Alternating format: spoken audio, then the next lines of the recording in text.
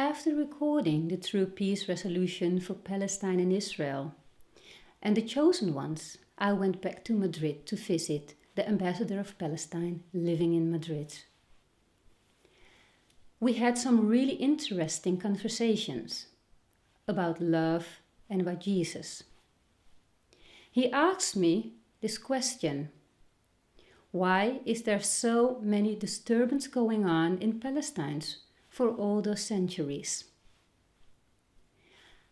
I said I will look inside to see if I can find the answer for you, because I can answer in karmic and past life situations, but many people do not believe in karma or past life. So we have to make things simple. What is it? What can touch the people in answering this question? Palestine and Israel belong to the Holy Land. And of course, the Holy Land is not called the Holy Land for nothing. Jesus was born there. And as God is the creator and many believe in God, like many believe in Jesus, like Jesus being the biggest prophet actually in the world. Jesus has many followers. So the messages that Jesus brought were messages about love. And I think all the messages incorporate that love. I do want to make a distinction between what is conditional love and unconditional love, because many people as well use love to do their actions, to do certain things, so which are done actually with conditions.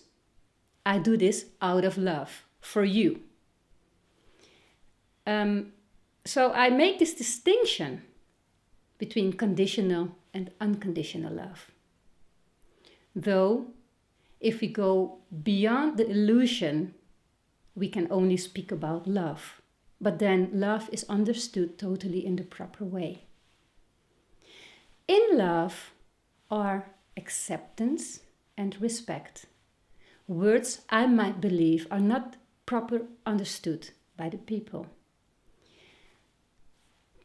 People are using these words, but in my belief, they do not really understand what it actually means, because respect and acceptance, like love, is an embodiment which goes inside. Like as well in the creation of peace, we actually have to go inside to create true peace, because if you discover peace in yourself and you go deeper and deeper in your own, you find that deep peace which gives you this incredible peaceful feeling inside. I can say from my own experience, when you discover deep peace inside, by working on yourself, by finding the truth inside, there is not a spark in you that wants to fight. And you will notice in your growth process that maybe in the past you were reacting on certain things in more violent way or in discussions. But as you evolve bit by bit, you've noticed when deep peace comes inside that you cannot react anymore like you did in the past. So I say that from my own experience.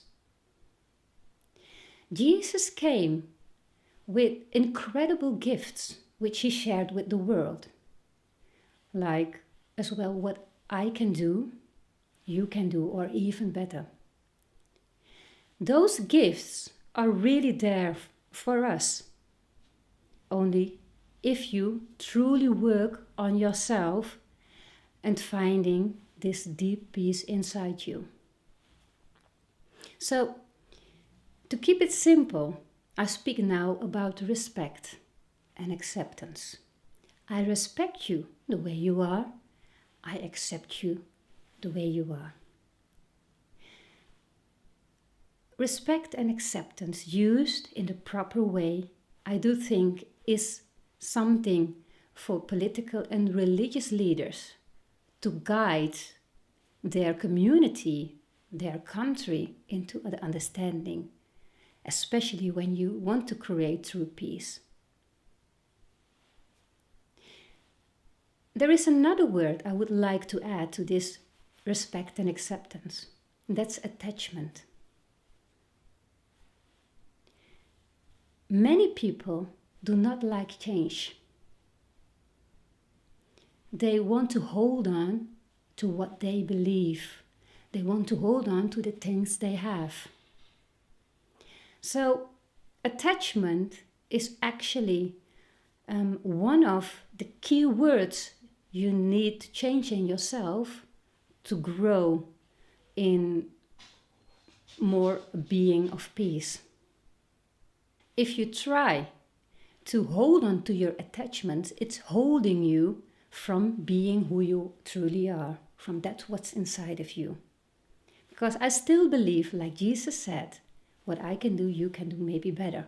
We are all beings of light. We are all beings of the God creation. So attachment is a thing that keeps us from finding a truth inside. So are you willing, if you want to go inside yourself and discover deep peace, are you willing to let go of your attachments? It's all up to you what you do with that. So Jesus spoke as well about brothers and sisters. You are my brother. You are my sister. And he doesn't say that for fun, because in the realm of God, we are all brothers and sisters. And like I said in recordings before, we have to look beyond the differences on earth and accept each other as true brothers and sisters. So that is one of the things that is helping us to go beyond our own beliefs in attachment, in respect, and in acceptance. Jesus is as well by many people put on a pedestal, like he knows it and I can't go there. But that's not the message he gave. He didn't give to be put on a pedestal. He gave the message for you to understand that you can, as a human being on earth, as a child of God, grow to being the real child of God, like he is, and become his brother and sister. So, by putting Jesus on the pedestal, we are lowering actually our own consciousness. And we have a choice. We did come with a consciousness. We are not actually little children on the playground. We are capable of doing much more. One of the things we are learned and which we can use in our growth is that making the distinction between what's good and what's bad. I believe that the fairy tales are a very good one to help you with. What is truly good, what is bad? And I do want to go back to a conversation I had a few days ago with a girl from Ukraine. And she said, I might not believe in light, in energy and those things. I said, that's all right. She might not believe in God. But she said one thing to me. She said, I do not follow the 10 commandments, but I go inside me and I look what is good and what is bad. So I said to her, But that's the thing I think many people can learn. You don't need to believe in God to make a distinction between good and bad. Because I've seen people who are not believing in God, but are doing the right thing, are doing the things from their heart. So I think that's the first thing most people on this planet can understand.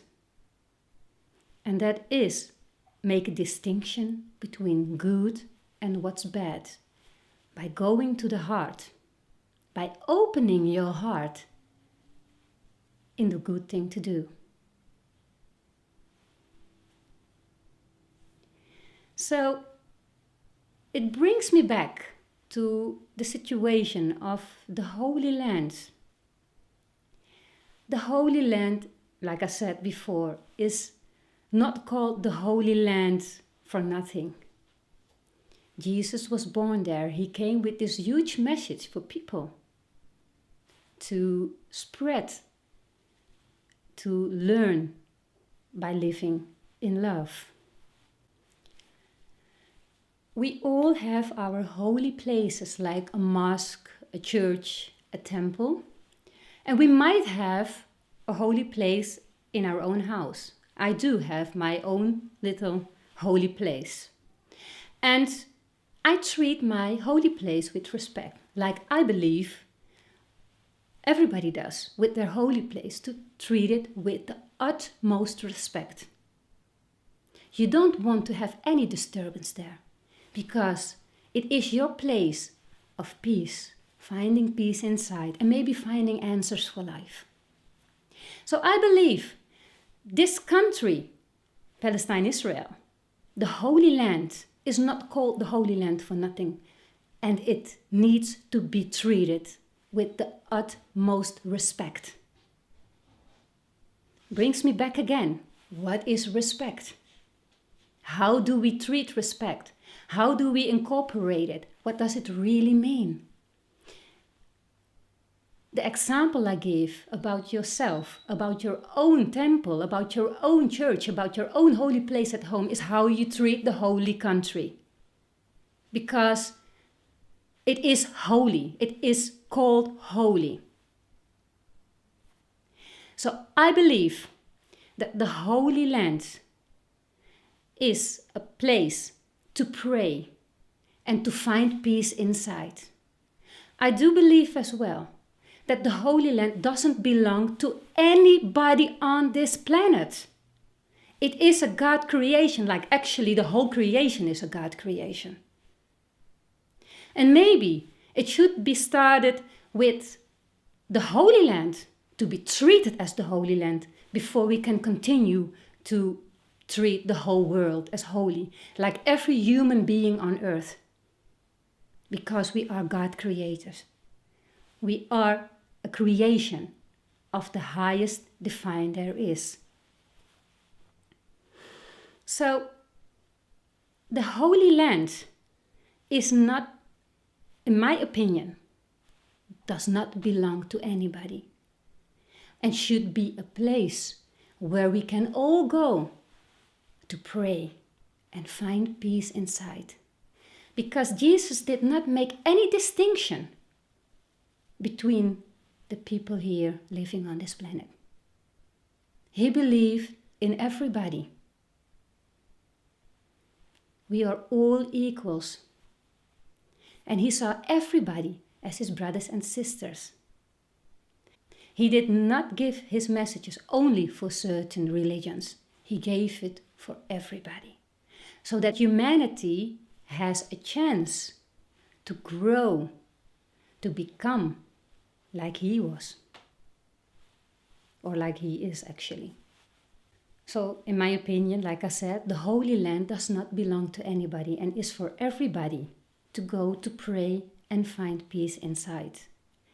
But is the world ready to make this big transformation? To see it like that? Because this is a holy place. And the moment one comes to own it, disturbance will come. Because you cannot own what is not yours. So is the world ready to make this big step actually? To see the Holy Land as a first start in being equal, seeing each other as brothers and sisters, and to be open for everybody who treat it with the utmost respect. I think it would be a first big step to follow.